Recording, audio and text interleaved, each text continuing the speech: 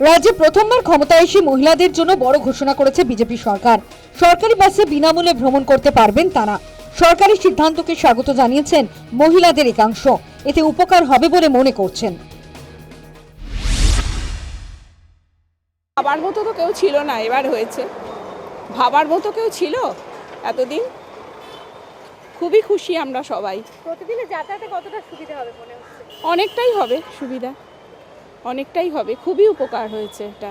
যারা বাসের ভাড়া অ্যাফোর্ড করতেও কষ্ট বোধ করে, আমাদের সমাজে তো সবাই সব রকম ফিনান্সিয়াল কন্ডিশনে থাকে না, তো তাদের জন্য নিশ্চয়ই ভালো হবে।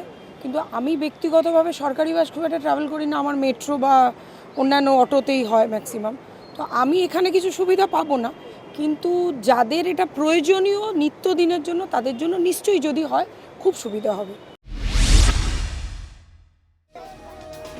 পূর্বতন তৃণমূল সরকারের লক্ষ্মীর ভান্ডারের মতো কেন্দ্রে রয়েছে অন্নপূর্ণা ভান্ডার। দেশের অন্যান্য রাজ্যে কেন্দ্রের এই প্রকল্প চালু থাকলেও প্রাক্তন মুখ্যমন্ত্রী মমতা বন্দ্যোপাধ্যায়ের জন্য বঙ্গে চালু করা যায়নি। নতুন বিজেপি সরকার ক্ষমতায় এসে প্রথম ক্যাবিনেট বৈঠকে অন্নপূর্ণা ভান্ডার পরিষেবা লাগুর সিদ্ধান্ত নিয়েছে। তবে এ ব্যাপারে দ্বিমত শহরের মহিলাদের মধ্যে। কেউ কেউ সরকারের সিদ্ধান্তকে স্বাগত জানালেও অনেকে মহিলাদের স্বনির্ভরতার ওপর জোর দিয়েছেন।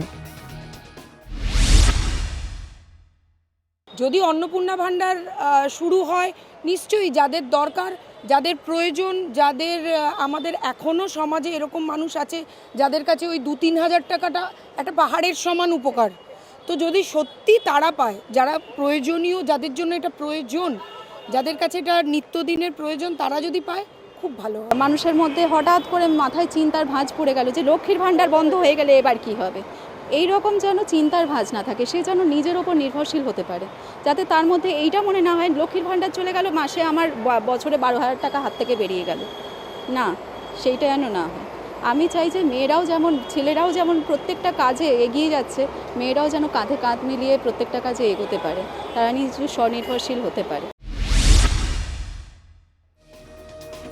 বিনামূল্যে মহিলাদের সরকারি বাসে ভ্রমণ এবং অন্নপূর্ণা ভান্ডার প্রকল্প ইতিমধ্যেই ব্যাপক সাড়া ফেলে দিয়েছে।